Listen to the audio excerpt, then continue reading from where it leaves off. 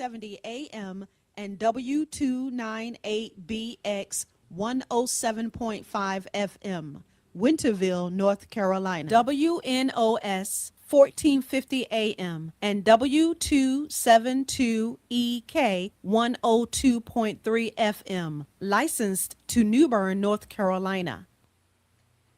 All right, ladies and gentlemen, welcome to Let's Talk Real Life with Miss Nada Manning.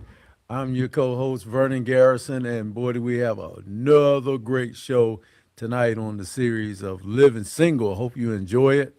I do like talking to folks who have listened to the show and watched this on social media and listened to us on WECU 1570 AM or 107.5 FM right here in the Winterville, Greenville area. So thanks again, thanks with all the love in our hearts. And the ones that watch us on television at GPAT, a local channel, GPAT 23, Facebook and YouTube on the social media side. And go on and click on us, send us a message. We appreciate you and hope that you enjoy us in this small part of your life. All right, well, without further delay, I want to go ahead and introduce my partner in crime, Miss Nada Manning, and I hope that you guys get kicked off with the very best coming from us to you. Hey, how are you? How are you, Miss Nada? How are you? Hello, I am doing well. I'm so glad to be with you all this evening to share some continued information about living single. It is a journey. I don't care who's living it and where they are. It's a journey. Um, it's living life. And as some might say, it is what it is. But we just want to shed some light on different topics subtopics as it pertains to living single. And our continued subtopic for tonight will be mother wounds. Mother wounds. If some of you have been following, I believe I gave a clear definition of what mother wounds are, and different ones can look at it different ways. And the mothers, we all, whether young, old, or in between, who are mothers, have experienced some things from our mother and they from their mother. And so we have mother wounds in that how we were taught can affect how we are raising our own children as moms. And it's different, it's interesting. Some mothers choose not to raise their children the way they themselves were raised, even though they may have been raised in a very positive, influential environment. There are some things that some mothers choose not to use to raise their own children. Fortunate or unfortunate, sometimes some of those choices are not very wise choices, but that's the way that mother feels. A good example would be, let's say, how they were disciplined, how they were trained to do things as a little girl, as a young lady, as a teenager, as a young woman, as a college girl, different things that they learned during those years that they may not care very much for and can't see how it was beneficial to them at that time. And some of them can't see it today, how that was beneficial then. So they choose not to raise their children, and in different ways. And there's nothing wrong with that if it's not taken too far out of context. And I say that because the basics that every mother should raise their children, whether it's girls or boys, the basics still stand, I think. Right from wrong, showing respect for your elders, how to talk, how to behave in school. I think those are pretty basic. I don't think that this is my thinking. I don't think that those things should change. But when we're talking about mother wounds, wounds meaning things that were not so pretty for that particular mom that her mother may have done or said or not. For example, been an absent mother. That can be a very deep wound for some children if they are not parented by some responsible adult, because they're left then to wing it, so to speak, to raise themselves. And some of them, unfortunately, as we all know, end up going in the wrong path, going down the wrong road. And some of those roads or streets are one-way streets. And being one way is no way out. You come back, you can, if you can come back the way you went in. I don't know. That depends on that particular female. If she chooses to continue down the wrong road without supervision, without guidance, and by chance she may end up getting pregnant while she's out there. So you ask yourself, okay, young lady, now that you are with child, how are you going to raise your daughter or your son? How are you going to raise this baby? Being that you were brought up in a certain way, how are you going to be different with your own? What makes it difficult for that mother is she most likely won't have an answer because she wasn't given any answers. Another example would be how we were taught to, and I won't say this was a bad thing, again, it's showing respect, how we were taught not to talk when grown folks are talking. Back in my time, we were just simply asked to not be around grown folks. When you see grown folks gathering up at the table in the living room or something, we were taught to go play, go outside, go in another room. And if you must sit here, you're not to say anything because this is grown folks talk. That's the way it was then. And we all know that's a far cry from the way it is today. Now, there are some negatives about that because if you don't discipline the child, mom, then you will have repercussions from that child not learning what he or she was supposed to learn. So you have those mother wounds where she or he is not being taught by the mom on what to say, when to say, how to say, or if to say. So if the child is not being taught, then the child is just doing what they do.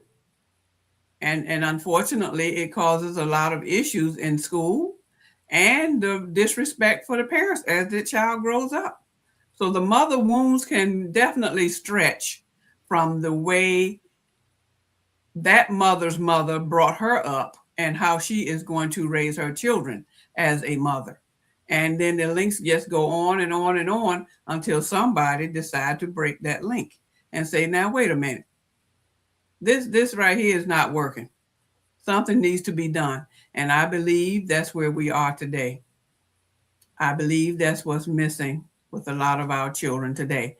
Mother wounds can be very, very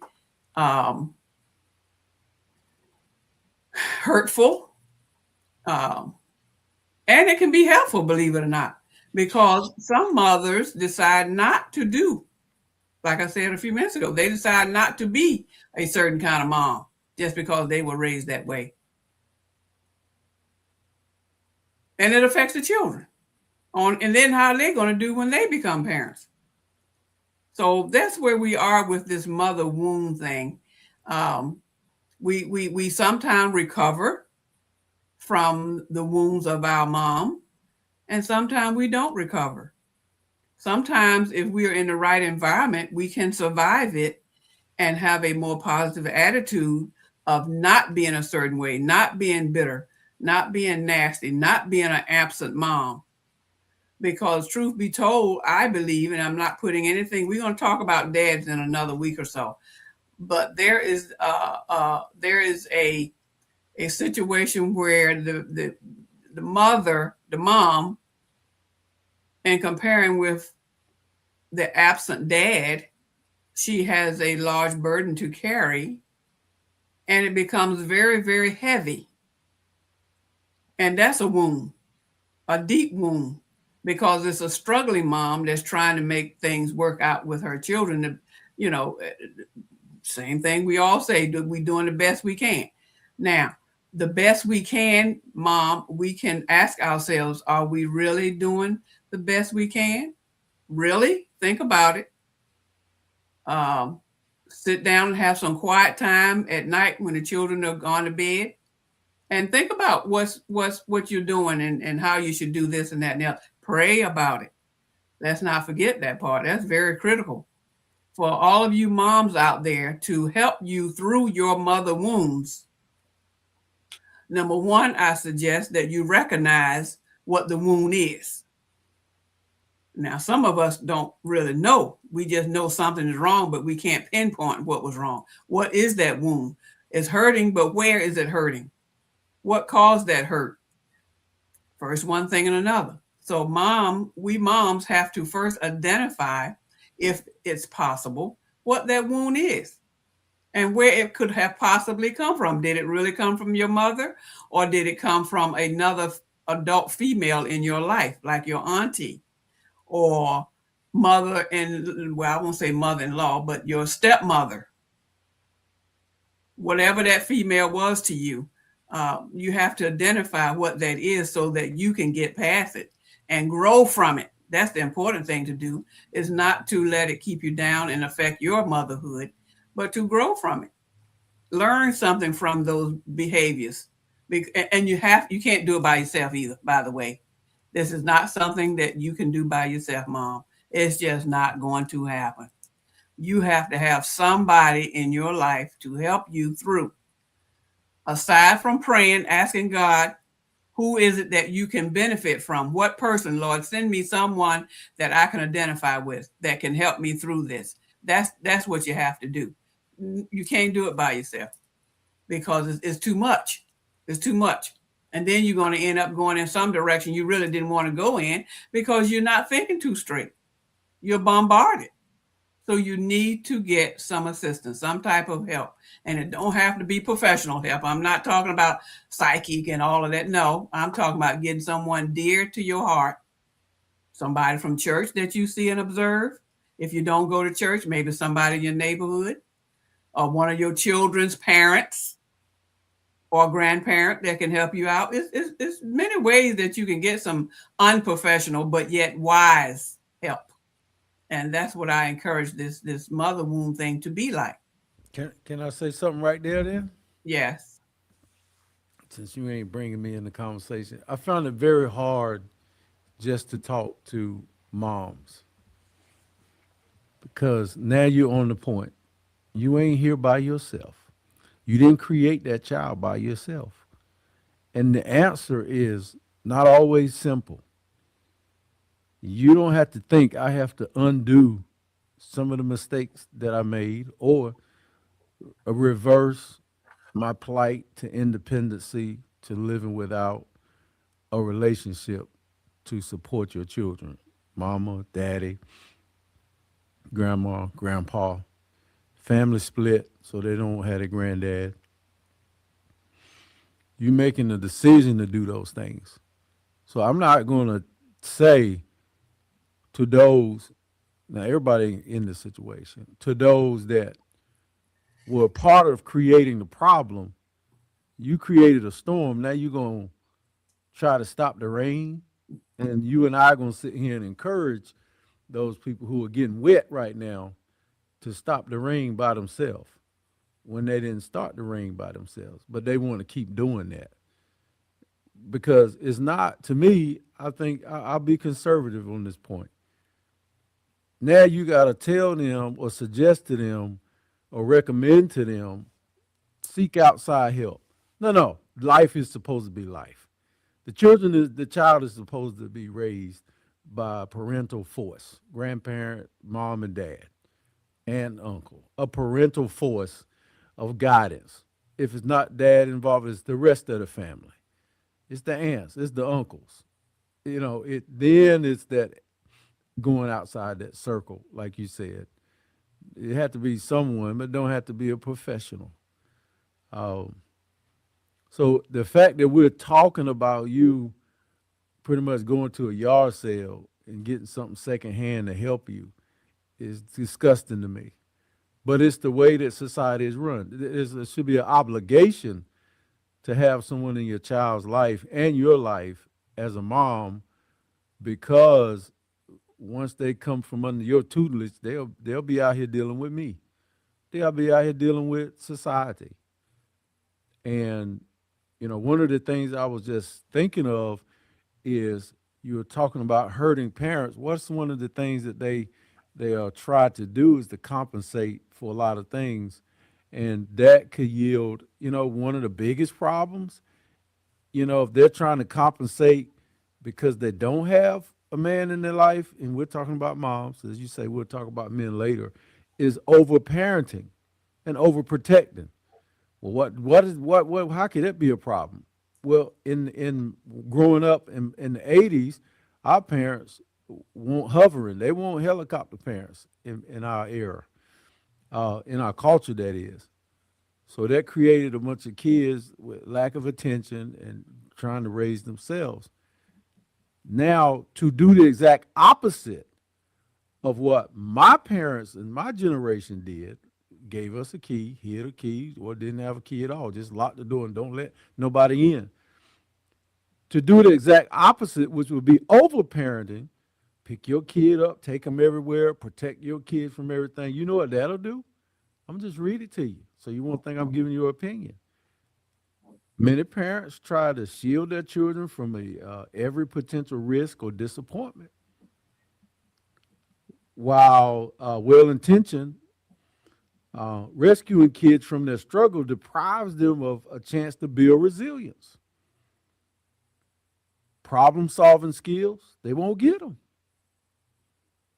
and the confidence that they can do hard things. That alone, right there, is what needs to be activated as soon as it needs to come out of them as soon as they get married, as soon as they have a relationship. So what you do is if you don't do that, if you overcompensate because your parents didn't get it, that can be a problem too, because your child is not weathered. So just by you saying I'm a good parent, I'm protecting my children. Well, when they come out of the house and get into society, all that protecting you just did be, because of what happened to you, you letting that child live through your trauma. Your child can't handle bills. Your child can't handle peer pressure. 21, 22 years old, they still relying on you to make hard decisions. That's not what you want. So we are very careful to balance our opinions on this show. But the scripture said, train up a child in the way they should go. Train. Didn't say give them everything they want. Train. It's almost like a military word. And school is supposed to be, school, another acronym for school is discipline. So public schools should be more about discipline in that flavor. It's lost its teeth. So, and then what you don't learn at public school, you should be learning at home. And so we're relying on that system, even as bad as we think it is. So I wanted to throw that in, that overcompensating for mother's wounds that you have as a mom is absolutely not just the answer. There's a few other things, invalidating the child's emotions, telling them to, stick, just stick with it, just get over the issue. Nothing's going to change. We're doing the best. I'm doing the best I can. Invalidating their feelings is not the answer. Just being a stern parent. So I'm not just trying to tell you to become a militant parent.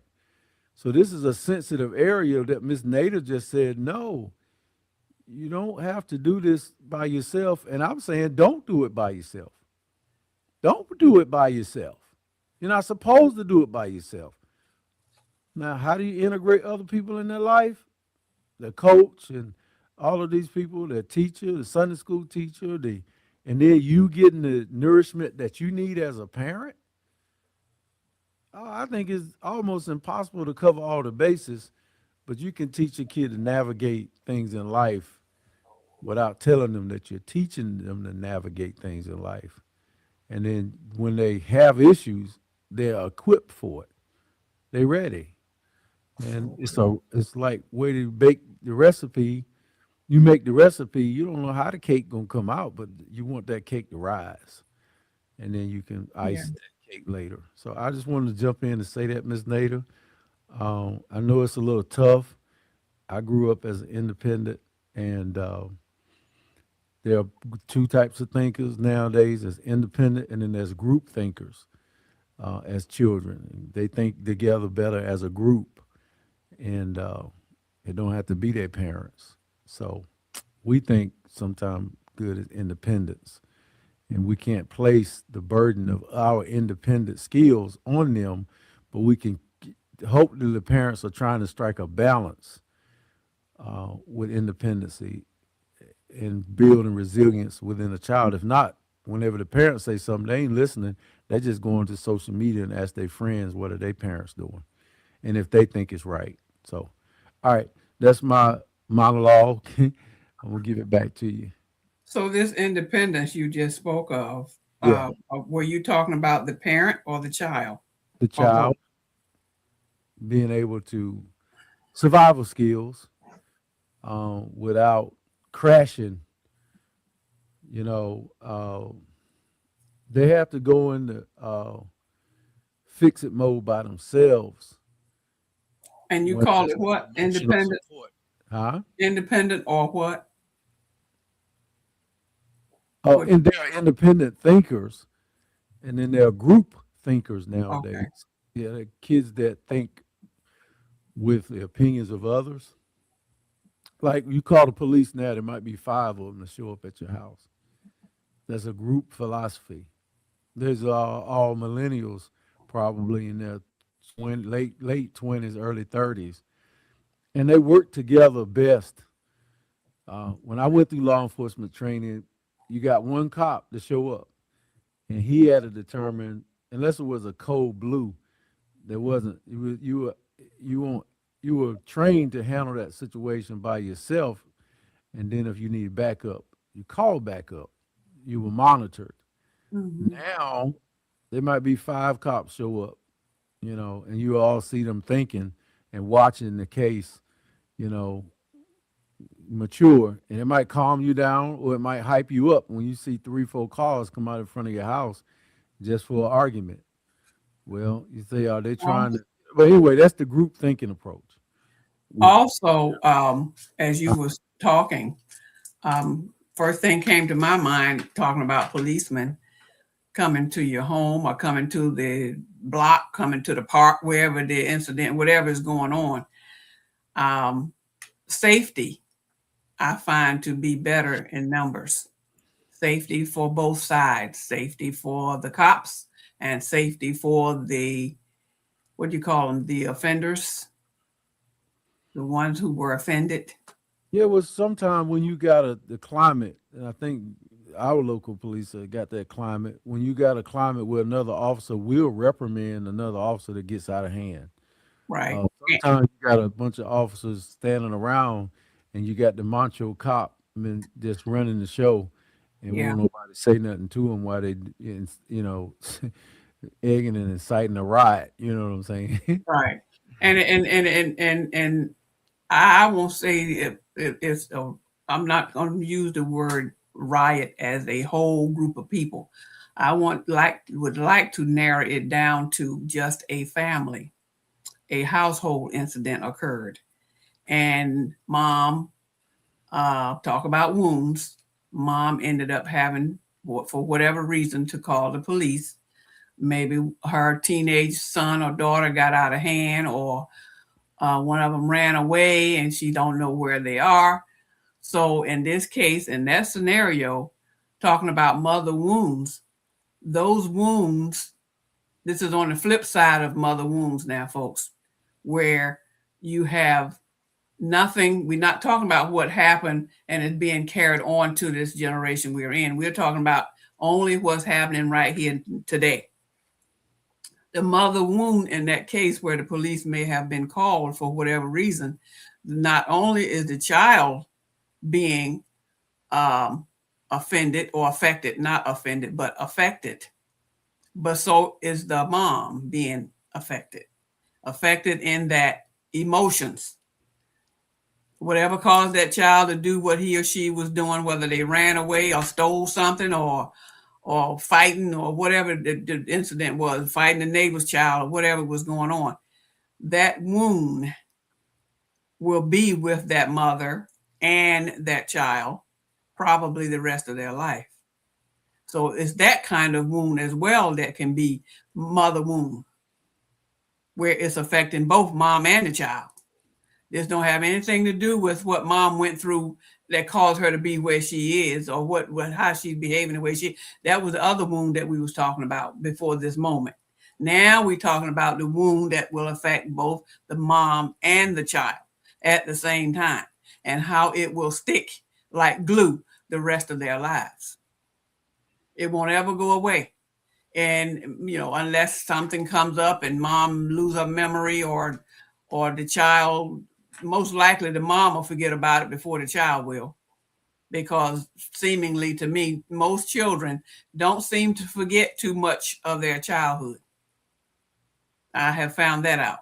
They can bring up stuff. Mom, you remember when this and that and the other happened? Oh, no, not really.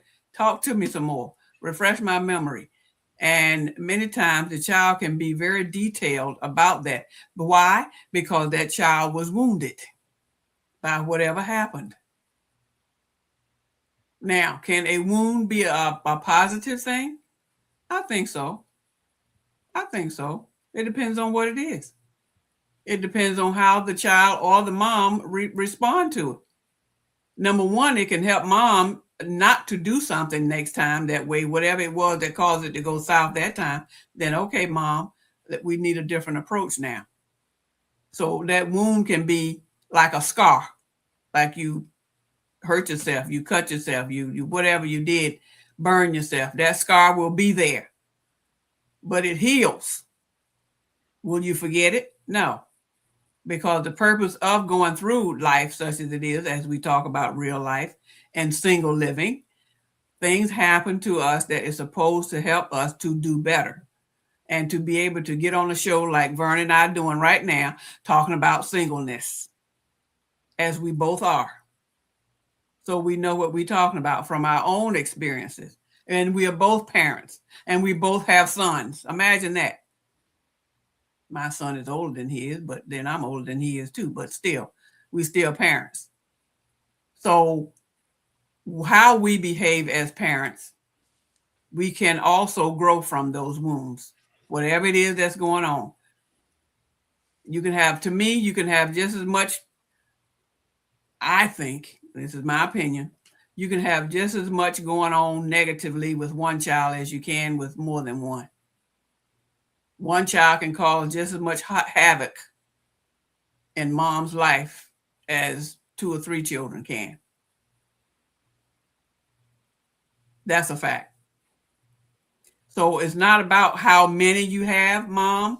It's about what you're doing with the number that you have, whether it's one or more. Is how you're going to do with those wounds that you have developed. And truth be told, honestly, if we don't have wounds, how will we grow? If everything is always healed up, everything is going lovely, as they say, everything is hunky-dory, then how are we going to grow? How? Everything is the same all the time. We're doing great every day, all the time. I don't know how that's going to work to help you to grow, because when something does happen, and it will, keep on living, it will, then how are you going to respond to it? Because you never went through it. You've never been wounded. Can we say that everybody is wounded at some point in their lives? Some wounds are deeper than others, I can say that. Some people just get a scratch. And some of us get brokenness. Actually broke, not scratched, not bent, broke. And that's not a good feeling either. You know what I try to do is I try to shield people from some of the things that I know that I was, I guess, not parented well on. I used the term, we talked about it several times before, my birthday. I never had birthday parties. Well, it didn't bother me because I felt like I didn't have to be like the rest of the kids. I just didn't feel that I needed to. So I don't know why. I didn't feel left out because I didn't have a birthday cake with candles and I ate every day. I didn't, like they couldn't. My brother and sister were always gone, always gone. They were much older than me. And so, but through God, I was able to compensate for that. But because of that, my upbringing, I make a lot of people suffer because I'm not really big on the birthday thing. So either you could tell me your birthday is tomorrow, and I might wake up in the morning, I'm not even thinking about it. But I'm thinking about we got a meeting, or I'm thinking about, something that other things that's less significant than calling and saying happy birthday. And that's where that comes from. So I'd say parents and people got to get over themselves. And you got to realize that your way is being shaped somehow. And it's not Everybody, that child's way. right? And Everybody's I think everybody. parents got to think like real good coaches. That child is that child. And you have to raise that child to be themselves by inputting some of the qualities that you have. And then naturally, you're going to input some of the qualities that you don't have. But that child has got to be that child. And we're trying to make that child be us and live through us. And we're trying to live through the child. That to me is a big mistake because you're gonna mandate that they live your way, and then they're going to be growing up different because they are themselves independent. And I ain't talking about they trying to be bisexual or transgender or no, that is a totally different person with a totally different heartbeat. And you train that person in some of your ways that you have, and you say these are life's options, and we need you to one, uh, you know, be a good Christian and understand Christ and understand that sacrifice. And we hope and pray that you let it take heart and root in your soul and carry that with you. That's what you want to plant in a child. But As a child, yeah, and and you and, want to and do what and what you're saying is fine, except how much does a child know when you say it the way you just said it? Now that's something you would say to an older child. But what if that child is only 2 and 3 and 4 years old? yeah, now they understand children are socialized before they are 5 years old. The Every, cues that they receive by observation and listening, them jokers are socialized a great deal of their whole lives by the age of 5, psychologists say. So the Mhm. yeses, the nos, the stop, the gifts or lack of gifts or the attention, the type of attention, all of those social cues that you have given that child to 5 years old has given them a pathway to receive the rest of the data that you're going to receive. The next stop is 8 years old when they get social cues in life, when they're looking for role models and this, that, and the other, and they see dad as a giant, a hero, and they want to be everywhere dad is or mom. So yeah, by 5 years old, they got their concept of money and gifts. Do they come out of the cell phone? Do it come out of the bank? Do it come out of hard work? Which one? But still, even at that age, the training does not stop. They might have some development by the age of 5 or 8, And yes, they're beginning to talk, and they're around at that age. They're around other children. I So think this, that's when. I'm sorry. I'm sorry. I think that that's when you teach your child to be a complainer or not. See, because when they cry, when you hug them, that's the comfort zone that's similar to when they're at work at 25 years old when they don't get a raise. They're gonna respond somehow and get a hug and get some comfort. Or if they got denied a bank or a credit, that same denial is similar to when they've tripped and failed. Did you get right there and pick them up and kiss their wound? So you can program a child to be a chronic complainer or suck it up buttercup, whichever you try to do, they'll come somewhere in the middle of somewhere. But if they're one extreme to the other, I think they get it from their parents.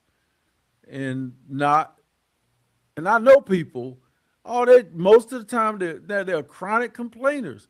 And then when you try to resolve the issue, not that you don't listen to them, I know women like some women like, we just need you to listen. Shut up. Don't fix every problem. I ain't talking about that.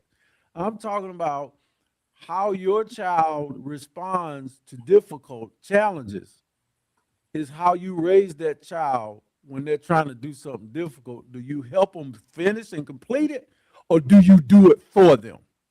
okay, now I'm going to give you a very recent experience that I had with a 3-year-old. Now, as much as I love children, and this little boy just happened to be a boy. I'm not being partial to the girls, but this had just happened to be a little man. And at 3 years old, he came to visit me today with his mom. And I shared with mom that we were doing a talk show tonight on living single. And she was very excited about it. But anyway, so the 3-year-old came and he was just in awe. And I observed how mom was talking to him, which was very pleasant, very explained different things. He's very inquisitive at 3 years old. So as I was talking to him, I had met him before, but he does not remember because he was in her lap at that time. And he came in and he was just looking around, and he had his little car, and mom and I was talking, and he was just being curious, observant. What's this and what's that? And mom took the time to explain to him, not in glory detail, but just to say, well, that's so and so and whatever and whatever.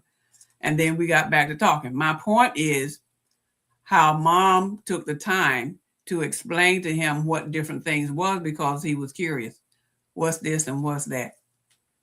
Not every parent, I admire her for doing that. Not every parent would take the time and do that. Today, I find that, and he did not have a little computer in his hand like some of the children playing his little game. No, he had a real truck that he was just rolling on the table, rolling it on the floor. And I said to myself, if that don't bring back some memories, because that's the way well, they didn't have computers back when mine was small anyway. But I'm saying all this to say the difference in how we raise our children definitely makes a difference in how they become. Now, this little boy was very mannerable. He didn't cry. He wasn't whining, none of that. We got outside. That was his heaven. He liked being outside. So I said to mom, I said, this little boy must love to be outside. He didn't really, he tolerated being in the house, but he really wanted to go outside. When she got ready to leave, I said, well, come on and let's walk to the mailbox. I said, you want to hold my hand? First of all, I asked him if he remembered. He didn't remember who I was, so I told him my name.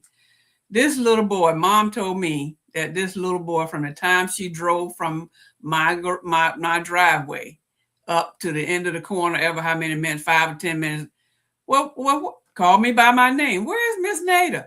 Where's Miss Nader? He's 3. Where's Miss Nader? My point is, that's how we can impact our children, by how we treat them when they are that small. Once they start talking and can understand, then we take the time to talk to them and explain to them certain things. As long as they have their little toy, and the girl could have had her little, I don't know if they have dolls anymore, whatever the little girls play with today.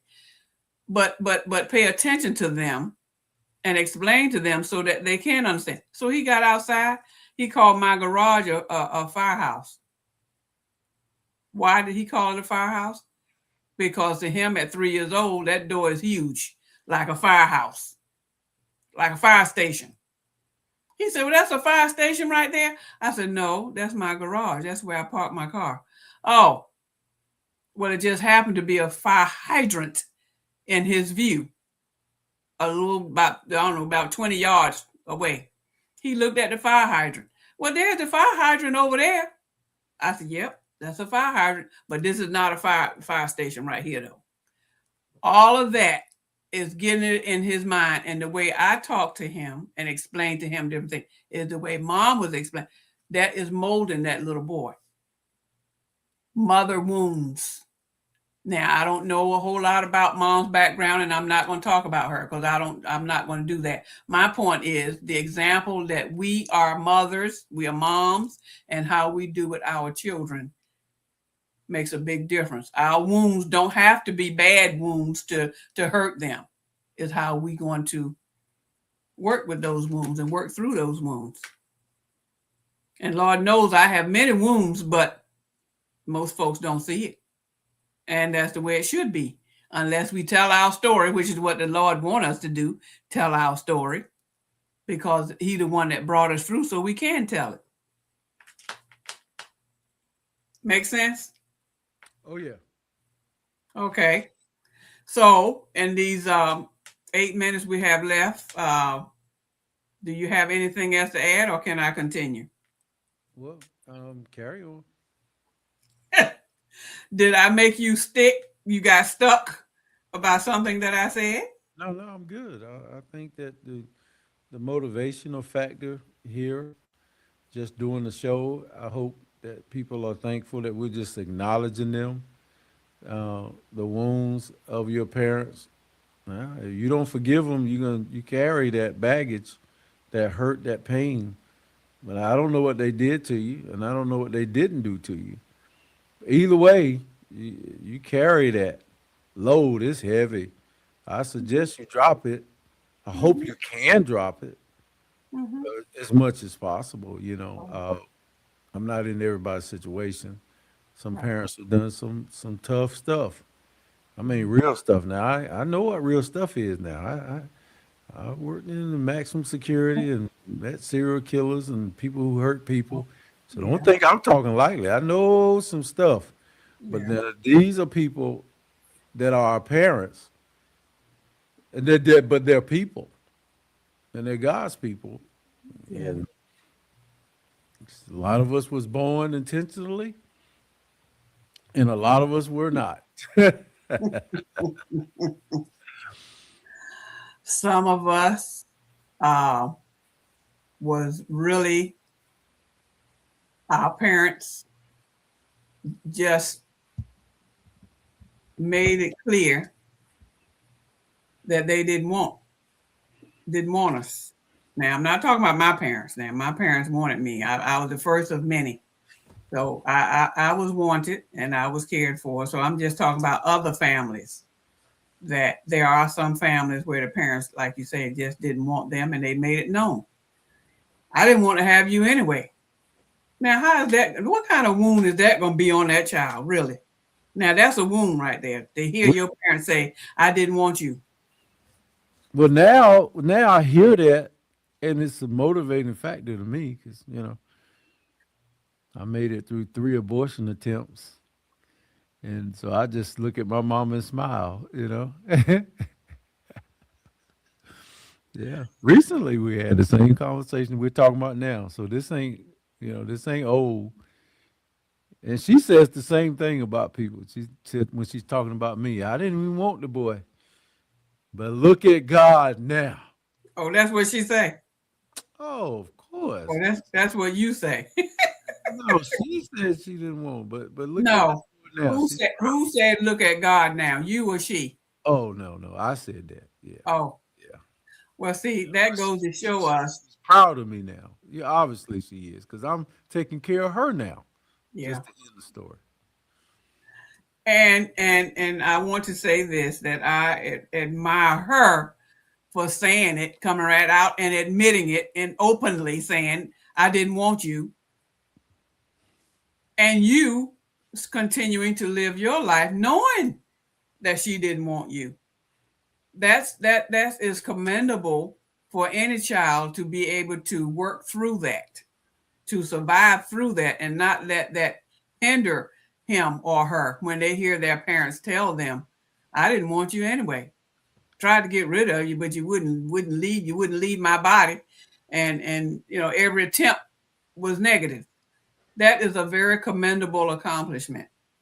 So I just want to say that while we're on that subject, since you brought it up, that's something that's very, very admirable, that you're not holding a grudge, that you don't appear to be. I mean, I'm just going by what you say. Now, I'm not around you all the time. I'm not in your head. I'm not in your brain. I don't know I'm not in your heart. I just go by what you say. And you say that that's the way it was. So be it. Who am I to say any different? I don't know. I wasn't there. I haven't heard it. So hearing what I've heard from you, I say, God bless you and your mom. I do. As long as I had peanut butter and jelly in that kitchen, or peanut butter or jelly. And Like folks, that Merc song out, Yeah, I right. had cereal with no Merc.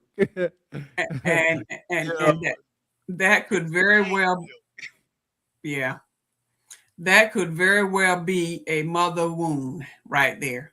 Your experience can be a mother wound that could affected you as a father, which fathers have wounds too. Like I said earlier, we're going to get to that part. But that's a fine example right there. I have not had that experience with my mom. My mom did just the opposite. She just held on to me and kept me and raised me. Now, did she keep all of her children and raise them? No, because it got to be too much. So her parents ended up keeping most of her children. Back in the day, that's what they did. The grandparents ended up taking the babies because the mothers and fathers went on and started their little jobs and careers and left the state and went up north and all that kind of stuff. But I'm here to tell you, the wounds that I received, I wouldn't call them, though that type of an experience was not a wound, because my grandparents did the best they could and they raised us well. They fed us well, country eating. So we did all right. So guess what this mom did? I ended up raising mine, not in the country, but I raised them up with some of the values that I was taught, especially when it came to food.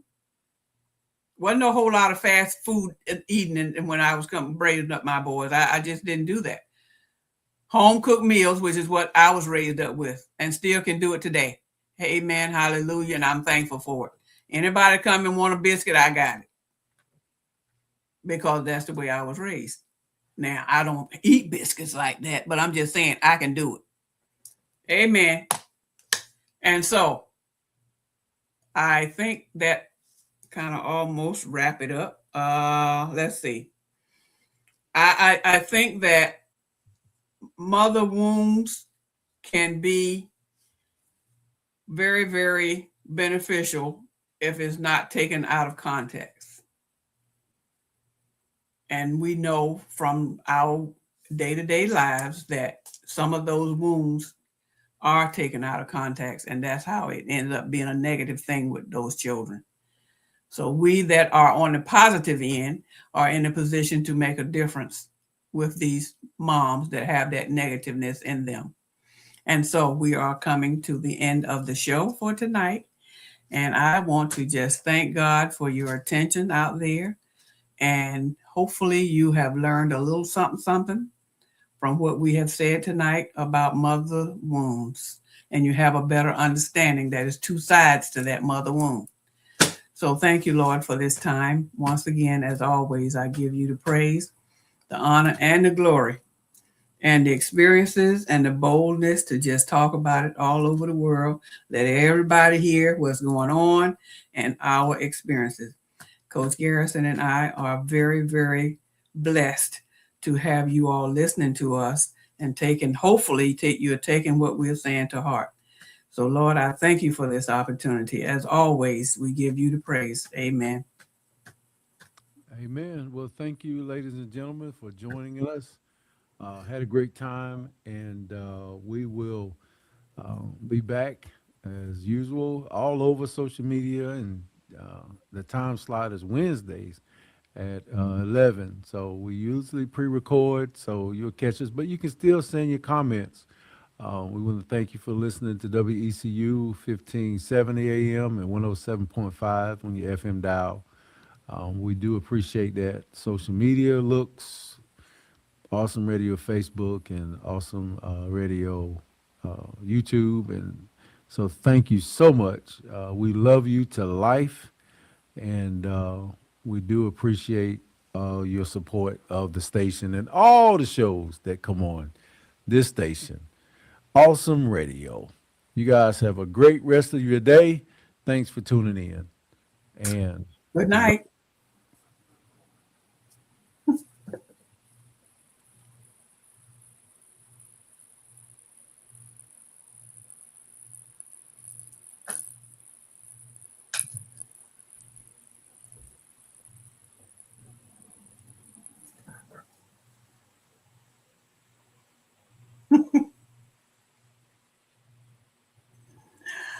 That facial expression, I'm telling you. we got a couple more moments before the the actual break for the radio as we were live tonight. So about 30 seconds, about Oh, 30 seconds. And but look, are we going to keep the series going? Or are we going to go back to living single?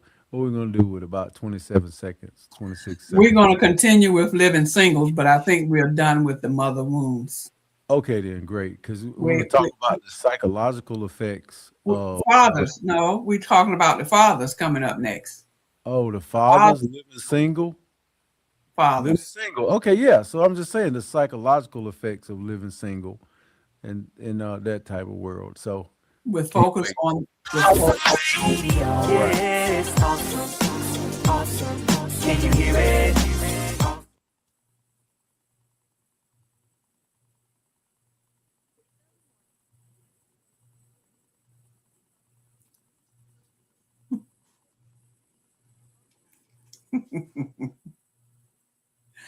you are not gay.